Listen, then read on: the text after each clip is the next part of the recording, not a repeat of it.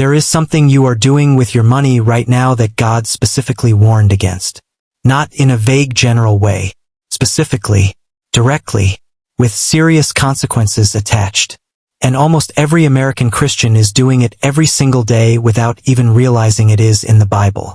By the end of this video, you are going to see your financial habits completely differently, and you are never going to look at your wallet the same way again. Most Christians know what the Bible says about tithing.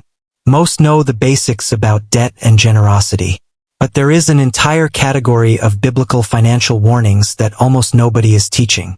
Warnings that are sitting right there in Scripture, clear, specific, and serious, that have been completely ignored by the modern American church. And the result is that millions of faithful Christians are unknowingly doing the exact things God warned them not to do with their money, every single day, and then wondering why the financial breakthrough keeps not coming. Today we are exposing all of it, straight from the Word of God. Warning number 1. Spending tomorrow's money today. Proverbs chapter 27 verse 1. Do not boast about tomorrow, for you do not know what a day may bring. This verse is not just about humility. It is a direct financial warning. America has built an entire economy on spending money that does not exist yet. Buy now, pay later. Credit cards. Personal loans for things that will be forgotten in 6 months. Financing lifestyles on the assumption that tomorrow will be better than today. And God said, you do not know what tomorrow holds. The person who structures their entire financial life around future income they have not yet received is building on a foundation that God specifically called unstable. This is not about never planning for the future. Joseph planned for 7 years ahead. But there is a massive difference between wise future planning and reckless present spending on the assumption that tomorrow will cover it. Every dollar you spend today that you do not currently have is a bet against tomorrow. And God said, do not bet on tomorrow, because you do not own it yet. Warning number 2. Making financial vows you do not keep. Ecclesiastes chapter 5 verse 4 and 5. When you make a vow to God, do not delay to fulfill it. He has no pleasure in fools. Fulfill your vow. It is better not to make a vow than to make one and not fulfill it. This hits differently when you apply it to money. How many times have you stood in a church service, in a moment of genuine emotion, and made a financial commitment to God that you never followed through on? How many times have you promised God that if He came through, you would give, you would serve, you would be faithful with your finances? And then the moment passed, the emotion faded, and the vow stayed quietly unfulfilled. God said it is better to never make the promise than to make it and break it. Every broken financial vow to God is a crack in the foundation of your financial integrity before Him. And a life full of broken promises to God, no matter how sincere they felt in the moment, is not a life positioned for financial blessing. If you made a promise to God about your money, keep it, even if it costs you, especially if it costs you, because the integrity of your word before God is worth more than whatever you would spend it on. Warning number 3. Getting rich through dishonesty. Proverbs chapter 21 verse 6. A fortune made by a lying tongue is a fleeting vapor and a deadly snare. A fleeting vapor, here today and completely gone tomorrow. And yet the American hustle culture, even inside the church, has quietly normalized levels of dishonesty in business and finance that God called a deadly snare. Exaggerating results to make a sale. Misrepresenting a product to close a deal. Leaving out critical information that would change someone's decision. Cutting corners and presenting the result as full quality work. All of it feels small in the moment. All of it feels like just the way business works. All of it is warned against directly in Scripture. Proverbs chapter 11 verse 1. The Lord detests dishonest scales, but accurate weights find favor with Him. God detests dishonest scales. He detests it, not dislikes, not frowns upon, detests. Any money that enters your life through dishonesty, no matter how much of it there is, carries a spiritual contamination that will eventually destroy what it built. And no amount of tithing afterward will sanctify money that was taken through deception. Build your financial life on complete honesty. Even when honesty costs you the deal. Even when dishonesty would have been easier. Because what God builds on integrity lasts. And what the enemy builds on deception always eventually collapses. Warning number 4. ignoring the poor while building personal wealth. Proverbs chapter 21 verse 13. Whoever shuts their ears to the cry of the poor will also cry out and not be answered. Will also cry out and not be answered. This is one of the most serious financial warnings in all of Scripture, and one of the most ignored ones in the American church. God directly connects how you respond to the poor to how He responds to you. If you shut your ears to the cry of the poor, God will shut His ears to your cry. Not maybe, not sometimes, will.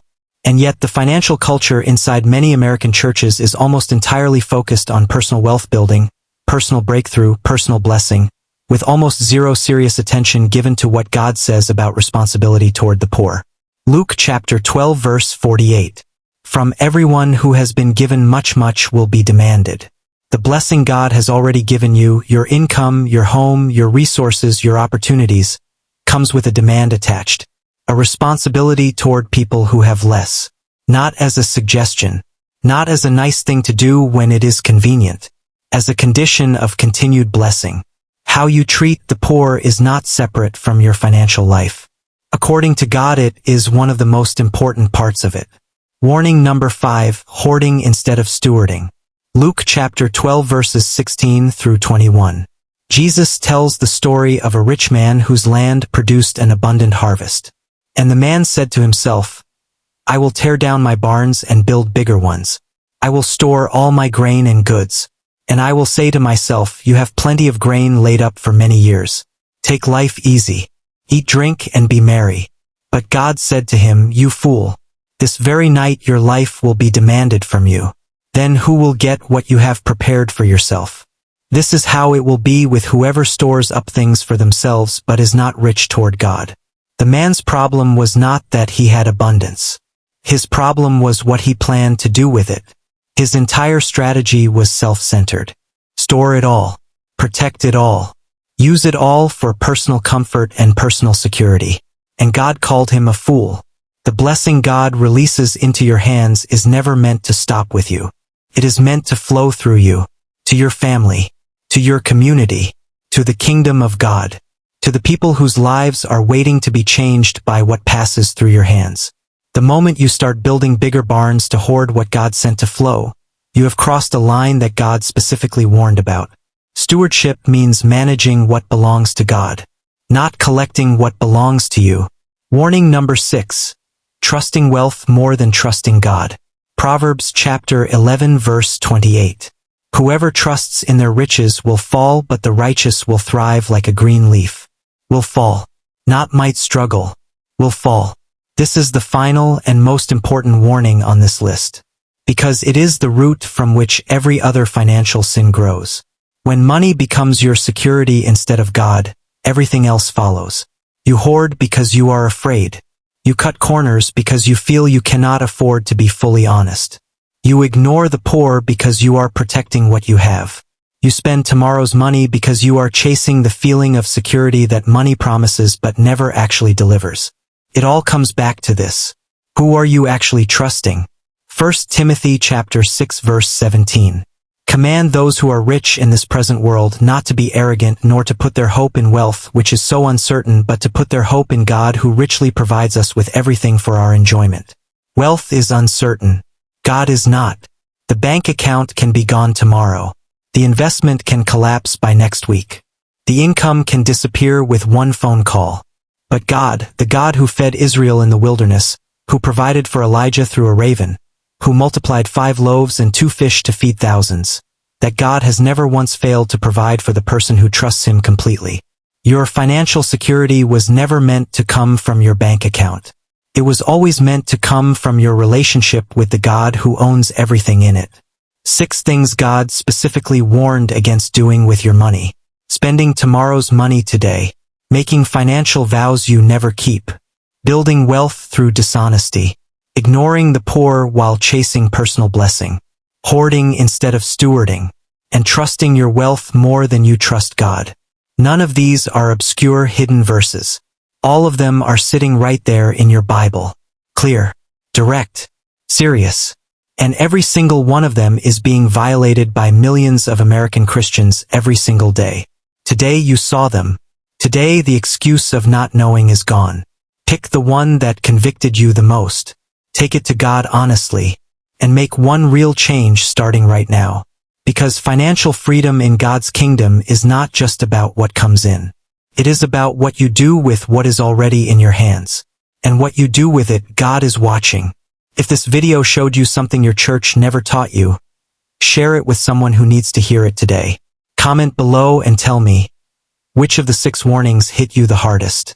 Subscribe and turn on notifications because there is so much more biblical truth about money and life coming your way. God bless you. See you in the next one.